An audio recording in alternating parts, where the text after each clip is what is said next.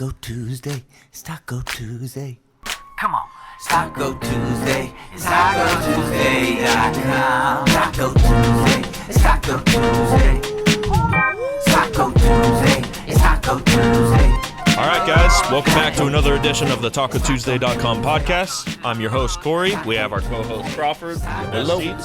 Today, we are very excited to introduce a legend in the surfing and the taco community, Wing Lam, the co-founder of Wahoos Fish Tacos. Always so much, fun man. to be here, and let's talk surf. Let's talk tacos. surf. So, I guess a good starting point with you would be that I've been surfing forever. Yeah. Fish tacos have always been my go-to food. I didn't know that you were the reason for that, but thank you very much.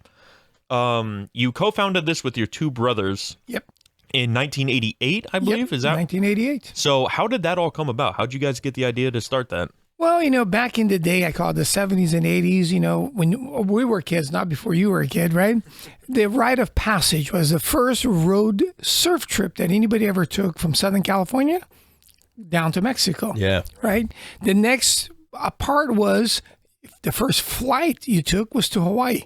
Those are the two destinations. This is way before Puerto Rico and all the other, places the South Pacific, right? So in doing these trips, everybody always talked about when you spend an amazing day surfing, the best waves you've ever surfed, right? The tacos that you ate afterwards, or the lunch plates you ate after you got out in the water in Hawaii. And everybody always said the same thing was, how come nobody's doing it here?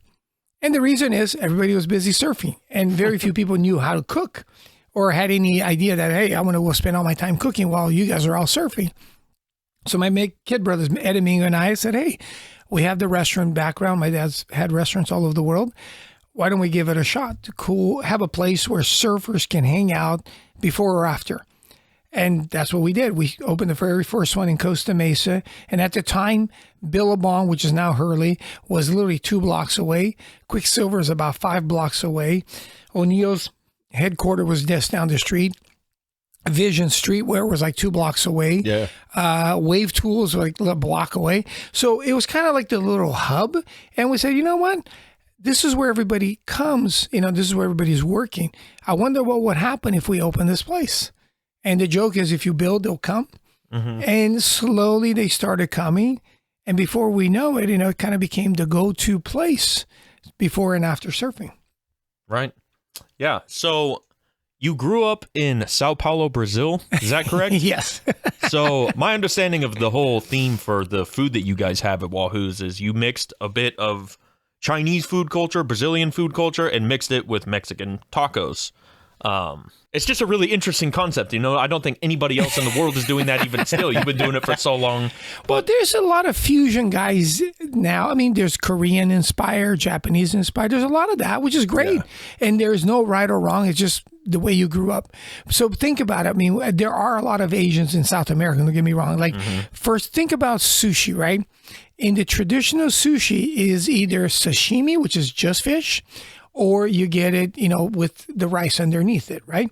So think about that for a second. Basically, you would dip it in soy sauce, and maybe you have the wasabi. Those are basically the only 2 ingredients in sushi, right? Now, when did the little serranos, jalapenos, all of that start coming in, like the spicy tuna? So think about it. Where did that come from? Well, if you go to Peru or Mexico, there's this thing called ceviche or crudo, which is raw fish, right? So in Peru, basically, you marinate it in some kind of a citrus base, right? And then you add spice to it, which is either sliced jalapenos or sliced serrano peppers. So now all of a sudden you go to a Japanese restaurant and you go, there's a little sliver of a sriracha or a jalapeno, something on top of my fish. Where did that come from? Well, that sushi chef, even though he's Japanese, he got his upbringing in Peru. So think about that. And all of a sudden, you got the spicy tuna roll. That's not a Japanese dish per se. It's a South American inspired dish. Right. So that's the sushi side of the world. Mine was basically, hey, we're going to go surfing, but we're not, obviously, I'm Chinese, full-blooded, but I grew up in Brazil. So he goes, how are we going to pull off this fish taco thing? Well, we got to have a little bit of Asian influence in our menu. So at least we looked the part, right? So that's where the white rice, black beans from South America, Brazil, fish tacos, burritos, and quesadillas, obviously nachos, Mexican. And then you got the Asian Maui Bo and all that, right? So we were able to bring all the cultures into this little place. And it was all about the surfing experience. And everybody kind of go, hey, after surfing, I'm used to eating fish tacos. Let's try this place out. So I didn't invent it, but I was one of the first guys to grill it because I was thinking forward, right? Hey, 10, 20, 30 years from now, I'm going to keep my slim figure, right? And fried foods are tasty, but not necessarily the best thing for you, right? Right. So that's what we did, and it worked out pretty well. Yeah, I mean, I can't argue with that. Wahoos is still to this day my place to go after surfing. So. No, I was going to say, I mean, like, I always think it's really funny. I always look at, I get a kick out of tourism commercials, things like that. Visit this place, come here, experience what we have. I'm not from California. I've been here 15 years now. I will die here. I love this place with all my heart. When I first moved here, I was asking around, hey, tell me the landmarks. Where should I go? But I was doing it from a restaurant standpoint. Wahoo's was the first one. Yep. Everyone's like, this is an icon. This is where you come. This is the Huntington Beach Pier, then Wahoo's. Like it's in that order. Yep. What does that mean to you after all these years to not just be like a group of restaurants, but really, I mean, you're a cultural icon, man. I mean, Wahoo's is part of the DNA of not just Orange County, but Southern California and Southern California surf. And there's so much that goes into it. What does that mean to you? To me, it's really cool to be in that same sentence as, hey, anybody coming from anywhere in the world, this is where you're going to go. Yeah. You haven't been to Southern California, Disneyland, Wahoo's, In-N-Out Burger, if you haven't been there, right? So it's kind of cool. But I think a big part of what got us into the culture, right? Like you said, after surfing, you got to go, is from almost the get-go, within probably the first 6 months of being in business, we're already out there sponsoring surf events. There were little Grom events because remember, the U.S. Open wasn't around then. It was only the OP Pro. Yeah. And everything else was just a tent pitched up on the beach. Right. And it was an NSSA contest, was a Grom, search thing, but it was just a tent on the beach. And I always say, hey, how about we come in and do food? And the funny part is the answer, the first one from Billabong was basically saying, Wing, we don't have a budget for that. All we have a budget for is the T-shirts, the rash guards, the judges, and the tent, and the prize money. There's nothing left. And I'm like, can we trade for some T-shirts and shorts? And they looked at him and goes, you want us to give you T-shirts and shorts? He goes, yeah, my employees can use that. And I'm pretty sure the contestants would be pretty stoked they got to eat. Yeah. Right? And they're like, oh my God, what a great idea. So after we did the first one with Billabong, all the kids that surfed that contest didn't all, surf for Billabong. They surf for O'Neill, Quicksilver, Gotcha, and all the other brands. Right. They went back to their team manager and said, hey, we just went to this event and the food was amazing. Why was the food amazing? One, it was free. They didn't have to pay for it, right? So, of course, anything free is amazing. Free tastes delicious. Right? It's Free is delicious. my favorite price. Yeah, it's a favorite thing. So they said, well, how do we get Wing to be a part of our contest? I'm like, give him a call. I was said, would you mind coming down to Dana Point? Would you mind coming to Huntington? Well, we don't care. Wherever the surf is, we'll travel. So that was the beginning of it. And I would say within 2 years of being in business, maybe 3, this whole thing with snowboarding started. And you're going to laugh at the history. The guy who basically co-founded the NSSA was the old surf coach at Huntington Beach High School, Chuck Allen. He starts a very similar program when he retires from the beach. He moves up to Big Bear, the USASA for amateur snowboarding.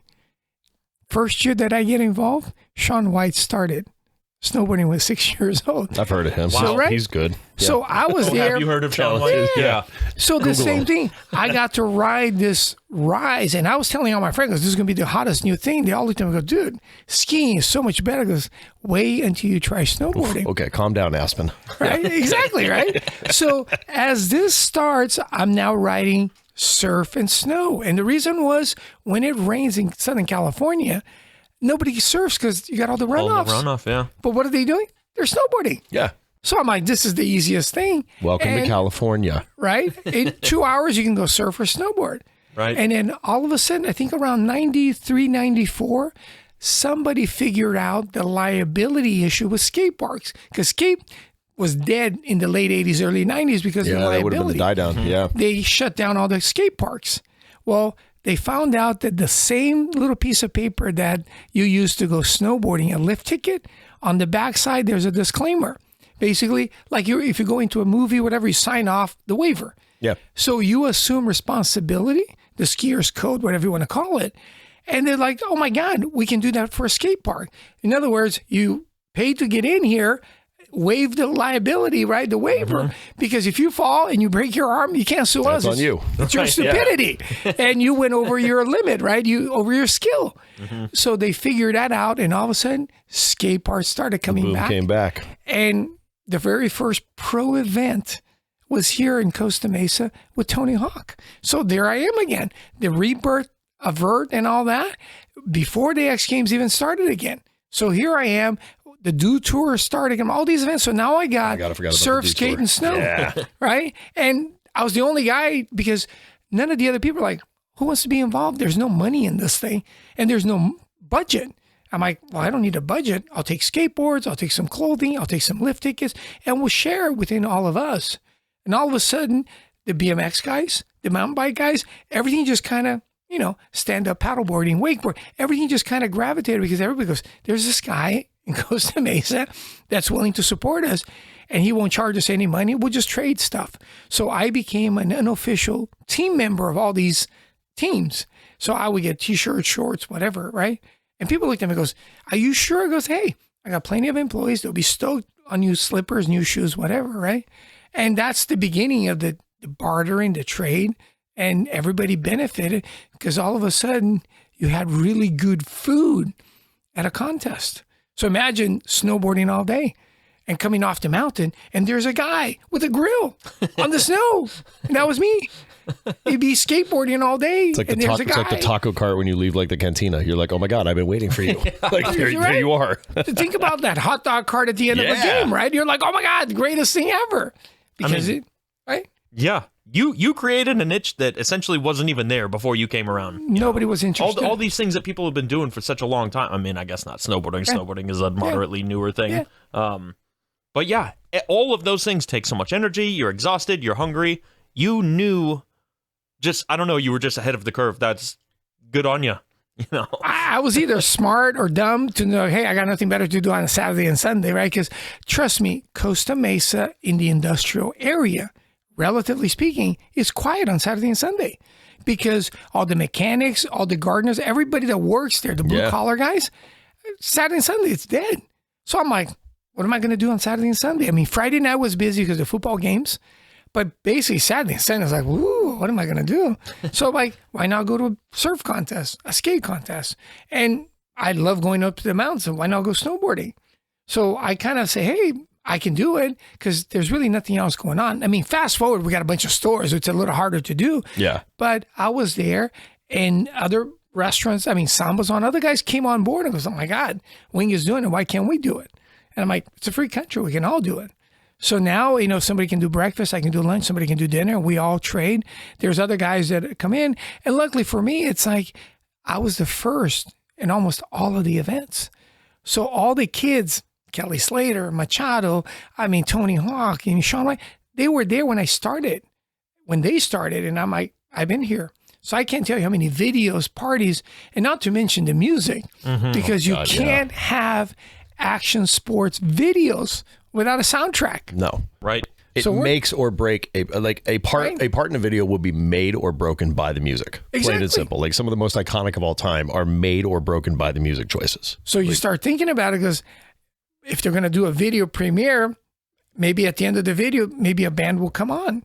So you guys got Lid, Blink-182, Offspring, all these bands are like, guess who was there? Because I was the guy. And they're like, well, if you're, and even though you're a musician by trade, you still surf, skate, and snow on your side, as a hobby. So we were all there. And you guys are, the Warped Tour.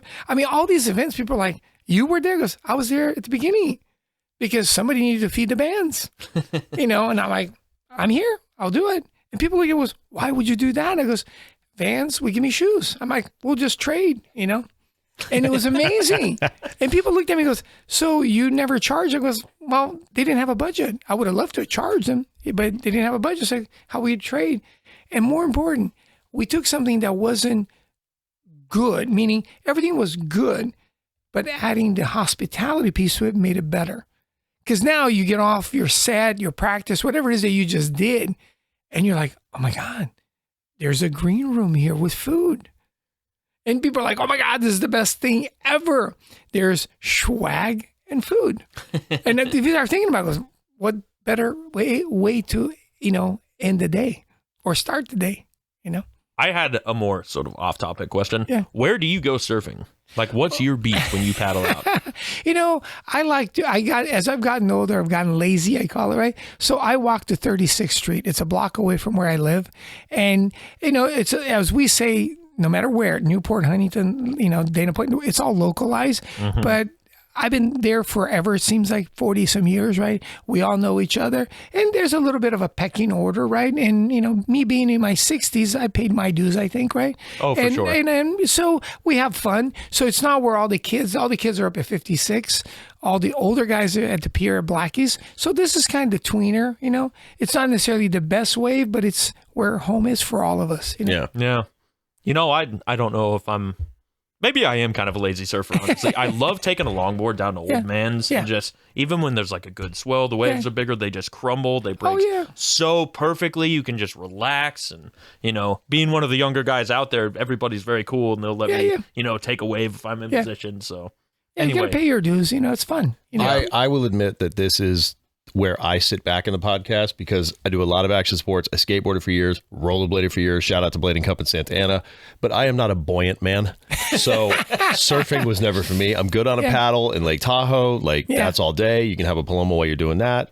Yep. But I'm not a buoyant man. So the surfing aspect of it. But what I do love is that time that you were talking about, all those events, all those years, Tony Hawk, the Kickstart, Dew Tour. I mean, that was the unstoppable period for every type of action sport. I mean, everyone, Hawk, Dave Mirra, no matter what it was, like every icon that came up. I mean, those were unstoppable years. You talked about doing all that on trade. I'm really curious from the business aspect. I mean, doing it on trade is one thing, but at the end of the day, you still got to pay bills. You still got to make, pay the house, etc. Yeah. Were there ever times where you were like, shit, I hope this is going to work out? Or did you just know, like, no, we got something here? What's funny is, think about athletes in general, right? I mean, like right now, Caitlin just signed, a $28 million deal. Yeah, shout out to her. Well deserved. Why would anybody pay that kind of money to an athlete? They're hoping that all the people that aspire will hopefully buy her product. I mean, look at Michael Jordan's deal, right? It's billions and billions, right?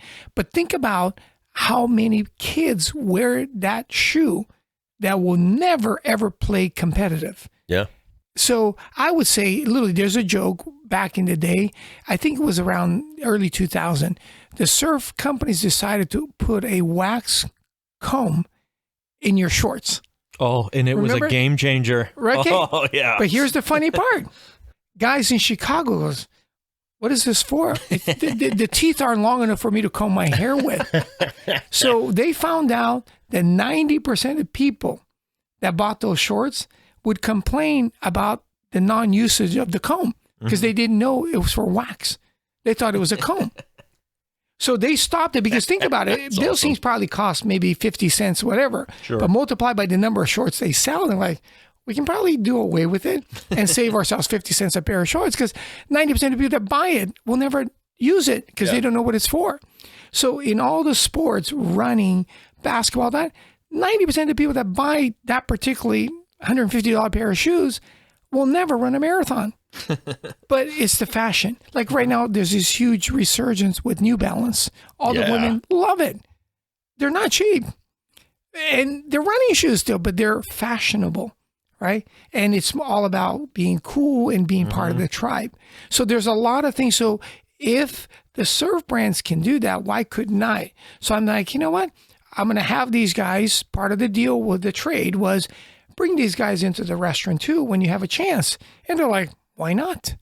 Because guess what we did with all the team managers back in the day? The top 5 brands in the country at the time was Gotcha, Stussy, Quicksilver, Billabong, and O'Neill. Right? Yeah. They would basically say, hey, if you bring your team guy in, we'll trade for that as well.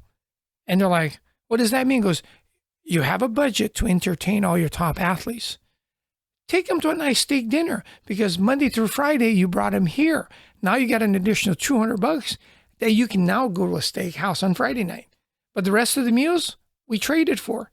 And they're looking at me and go, well, why would we want to do that? Because one, it'll increase your cash budget. And for me, having kids see Tony Hawk in my store or Kelly Slater is going to be a game changer. Oh, yeah. Right? And sure enough, seeing Tom Curran, seeing Akalupa, all these guys, people are like, oh my God, I was at Wahoos today. And guess who I saw? I saw former world champion Martin Potter. And it would happen every summer because all the guys would come for the OP Pro or the US Open. So you would have literally top 10 surfers in the world at my restaurant. And people would be like, oh my God. So indirectly, I knew the celebrity sells, right? Because I saw Nike, Bo Jackson, all these brands. I'm like, if they do it, why can't I? Right. So I'm like, I bet the farm on it, and it paid off because all the kids would talk about, oh my God, you should have seen who was there, So as we say, the lifestyle, you can't just talk about it. The kids need to see it. Yeah. So if they would come to a contest, they would see all the rising and all the established, and there I'd be, cooking. Mm-hmm. I mean, it clearly worked out. Living in out. Huntington Beach, I see a ton of different surf brand stickers everywhere, Rip Curl, Billabong, Yeah, what have you. I also see a ton of Wahoo stickers everywhere. You don't just think about, a fish taco place when you think about Wahoos. You think about the whole culture of, sports like surfing, skateboarding, that's like people that are into those things automatically are going to gravitate because they've seen you and your company as part of it for, decades now. Yeah. So. But you got to support, in other words, it wasn't just about them coming, it was me going out and, so it was a mutual relationship. Right. And all the team managers, fast forward, we're all still friends after all these years. The few that are still left around standing, right? But we laughed about all the old days, and they're like, basically, a couple of tacos for a T-shirt. It was a great deal. A solid trade. I want to bring up real quick for people that may be watching who are not from California, they may not be familiar with Wahoo. Shame on you, first of all. You talked about starting small, working on trade. Him and I both know because you can't drive anywhere without seeing one. How many locations are you currently at? We are down to about 52 locations from a high of about 65. COVID hit us hard in some areas.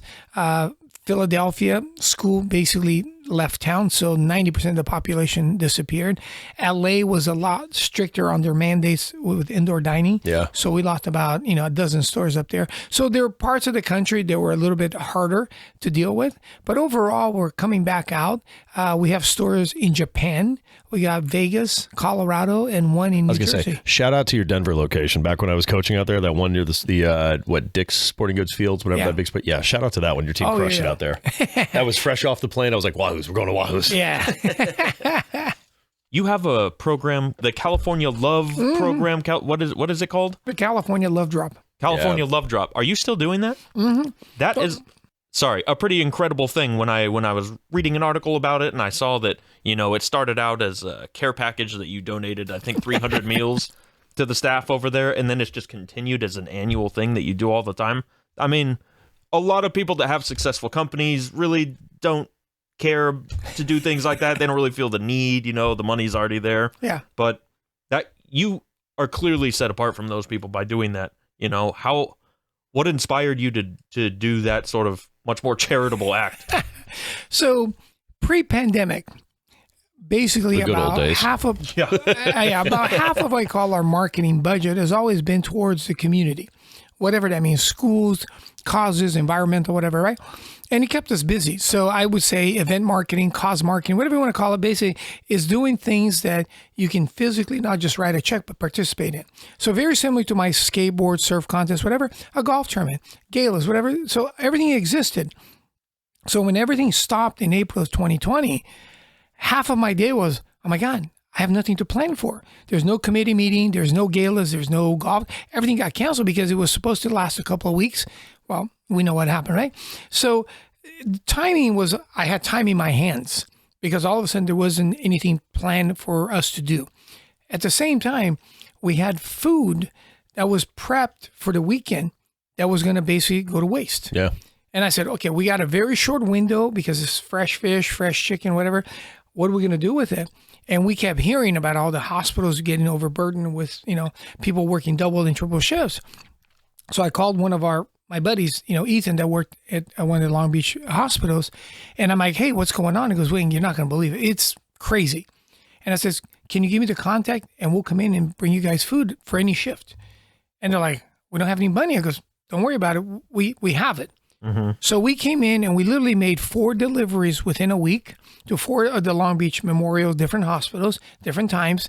And they looked at us and goes, oh my God, are you crazy? It goes, we're supposed to be at home. I goes, I know, but I got nothing else to do. Right.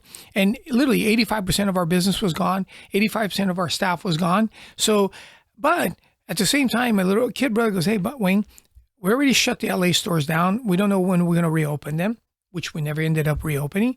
We're on the verge of losing about 5 more stores here because they're slow. I mean, we can barely pay the rent and the employees. So what are you saying? He goes, well, if we can figure a way to how to get people there, I'm like, nobody's there. Everybody's at home. And I said, you know what? Maybe I can go make more deliveries out of those stores. And he goes, yes, but we're broke too.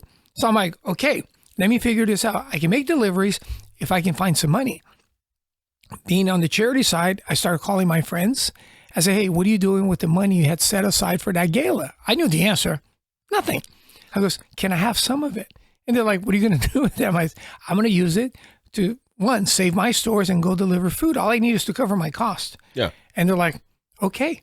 So cystic fibrosis, give me $1,000, right? And I goes, that's just enough for literally 4 stores for that week. I needed about $250 a week. That's all I needed to cover the rent, right? So then I called my buddy Charles from Antis Roofing, and he's like, are you crazy? Our entire company's at home. I goes, I know, but come with me. And he goes, no. I goes, then give me some money. He goes, I'll give you the money. And I kept saying, but I just don't want the money. I want you to see this. So he came to Mission Hospital right here, Mission Viejo. And he stood on the one corner while we're all there. I'm talking. We had gloves on. We had masks on. We had shields on. I mean, pretty much we were like hazmat, right? Delivering food. You're just Nerf footballing tacos to people. Yeah. Yeah. Then we went to Hogue Hospital and they're like, okay. Then we went to Chalk Hospital and literally 2 nurses come out and basically ambush, Charles, and goes, oh my God, great to see you. Thank you for coming and doing what you're doing. They were the nurses that were taking care of his premature babies 5 years earlier. Wow. And all of a sudden the light bulb went on. Goes, I can take care of the people that took care of us. So then he goes, Wing, I'm game. So against the wish of his entire company, where everybody's at home, he was going with me and goes, I can give you the money a little bit every week. That's all we needed, right? And go out. And he goes, and by the way, we're starting to do blood drives in our building because it's half empty. So the American Red Cross needed to have remote sites because you can't have too many people. So Zilly, maybe 4 stations, and half of his building is still paying rent, needed to be repurposed. So I said, by the way, I'm a partner of the American Red Cross. KLOS is a partner of the Red Cross. How about we talk about it on the radio and promote to come here? And all of a sudden he goes, so I get to say Antis Roofing? He goes, yes, we're going to do a blood drive at Antis Roofing. Hopefully that will make your team a little happier, which it did. So then he goes, how about we deliver food to the people, the staff? He goes, that's another way to do it. So all of a sudden we started doing this, right? And it went from that. And then what happened in the summer of 2020, we had the Minnesota issue, right? So all of a sudden, all the police stations needed to be taken care of. So we're there. Fire department. So it was fire department, nurses, and policemen. Then all of a sudden, there was one school in Costa Mesa open by my original store because all the students were Hispanic. It was the only school open in the Newport Mesa district. And I'm like, we got to go there. So through the city of Newport, we found some money, but we said that's not enough to cover. I mean, we got like almost 700 student and faculty. So I called all my friends, goes, everybody pitch in and we can make this thing work. So we were there and we delivered food to all the kids, school supplies, everything. And all of a sudden, this ball started moving. We started doing pantries, drive-through pantries with Saddleback Church. All these people, and they're looking at me and goes, what do we need? It goes, we need to feed the volunteers here. They're handing out boxes of milk, eggs, and all that. So why don't we feed them? So everybody was like, this is the craziest, but it gave us things where we were able to create content. And there was nothing on social media but negative, how many people are dying, how many people are hospitalized. Here's a group of guys, businessmen, going out and delivering food. And the only, at the beginning in April of 2020, store that was open for Yogurtland, because it's self-serve, was the one by USC. So they're like, we're going to throw away all this yogurt. Goes, no, we're not. Let me find a way to do this.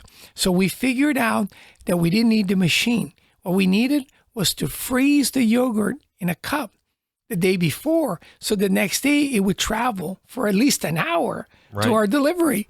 And people are like, we were going to throw away all the product anyways. We found a way to use it now.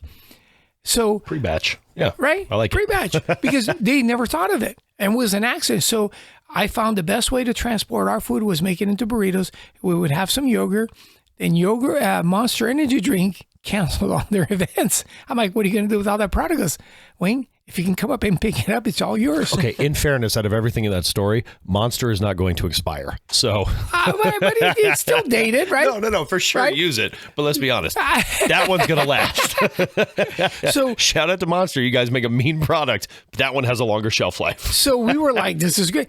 When the cops, the nurses were working the graveyard shift, they're like, this is the greatest thing ever, caffeine. Oh my God, a burrito, froyo, and a Monster. Right. Game on. Game on. So where were you last night? I needed that last night. So we teamed up together, and all the other restaurants that try to replicate what we were doing, they couldn't figure out how we were doing it because, well, one, when you give me $5, it comes with all this. And they're like, oh my God, our cost is 10. I go, that's why you can't do it. Mm-hmm. We're not in to make money. We're in it to consolidate. So I say, Yogurtland, you get a couple of bucks. I get a couple of bucks. And the yogurt, the Monster was going to be thrown away anyway. We're going to get that. I'll use that out of my marketing dollars. So we came together. Then Cliff Bar jumped in because all their events got canceled. We had pallets at Cliff Bar. And then Hint Water was the other one because I'm like, we got to have some water too. So we all teamed up. So when we showed up, it was like all that. And then I get a call from Steve Van Doren Events because the U.S. Open got canceled. Yeah. They had containers of giveaway swag.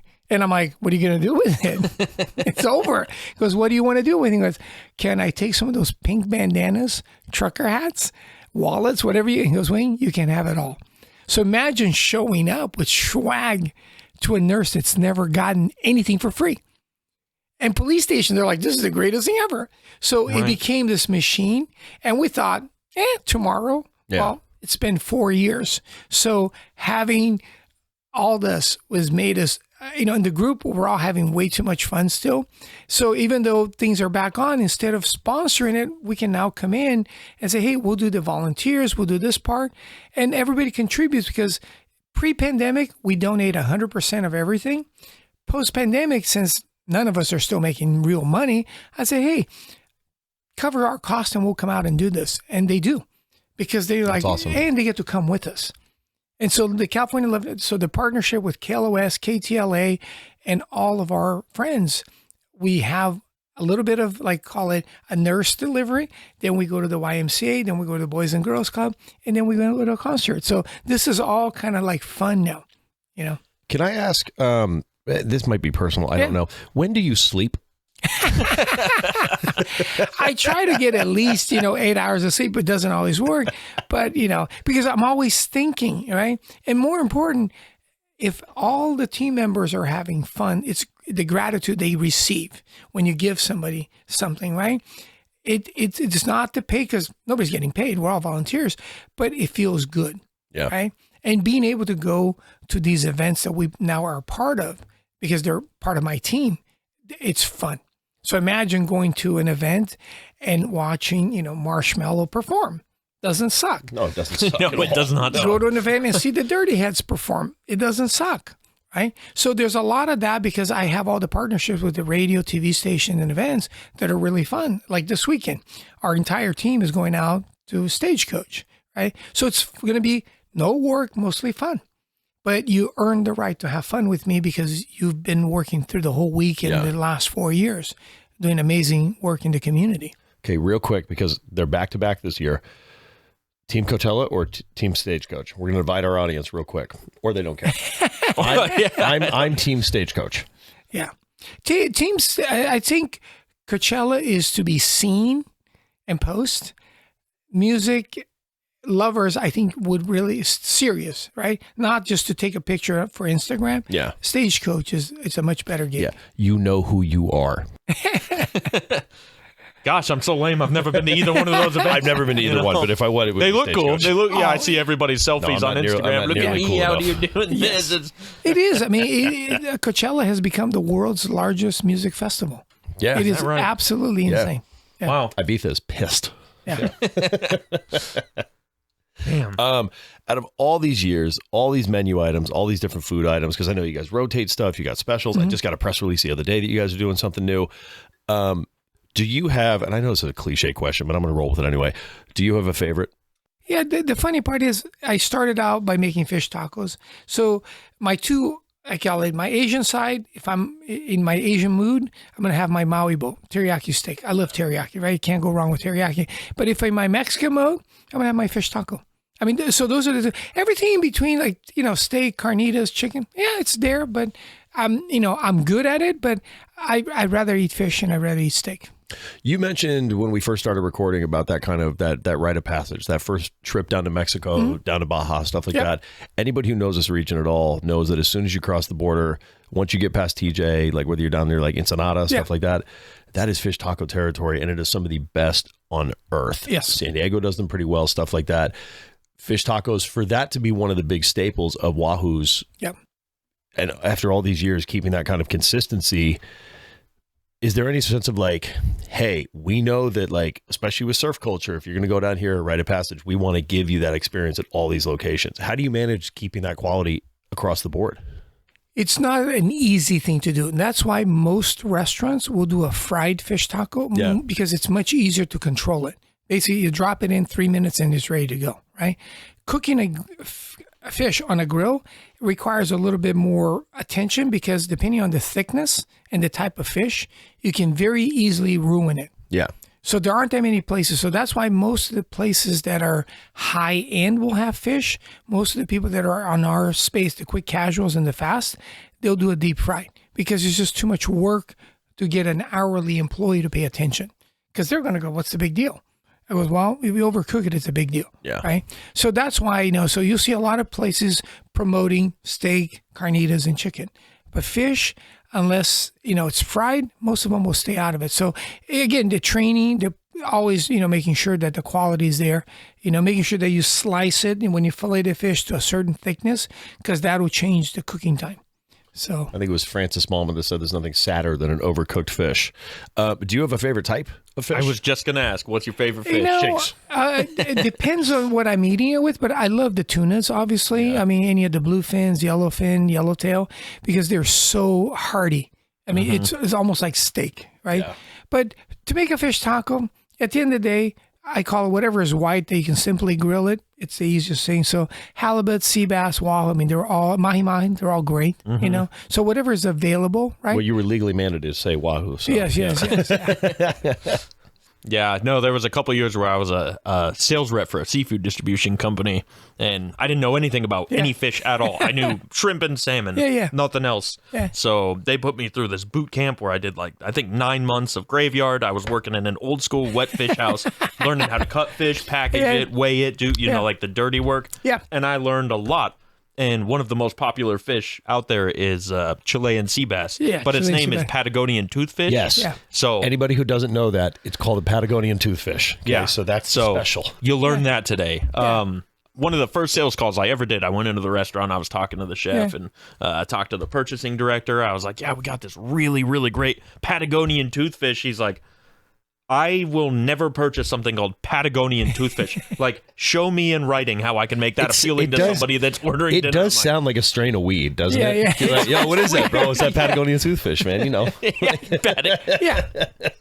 So, but there's ways to make it fancy, like branzino, right? Sounds very elegant. Yeah, loup de mer. Italian sea bass, right? Yeah. But it, again, sounds very elegant and very expensive. Yeah.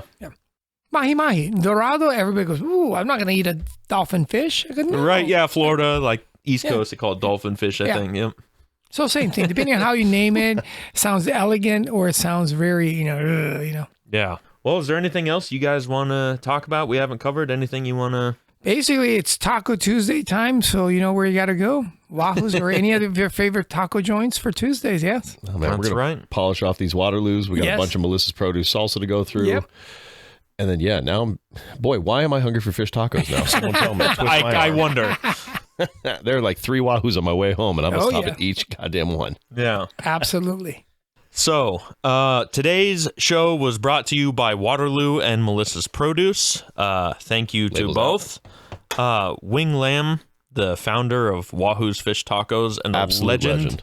Thank you so much for coming into the studio, man. You're just such a humble, cool surfer dude to talk to, and I really appreciate it. You're welcome. It's always fun to hang out with cool surfer dudes. Yeah. Even All if- right. Even if we sink. Don't forget to check out TacoTuesday.com where you can find all the tacos, Wahoo's included, of course. Happy Taco Tuesday. Cheers, everybody. TacoTuesday.com.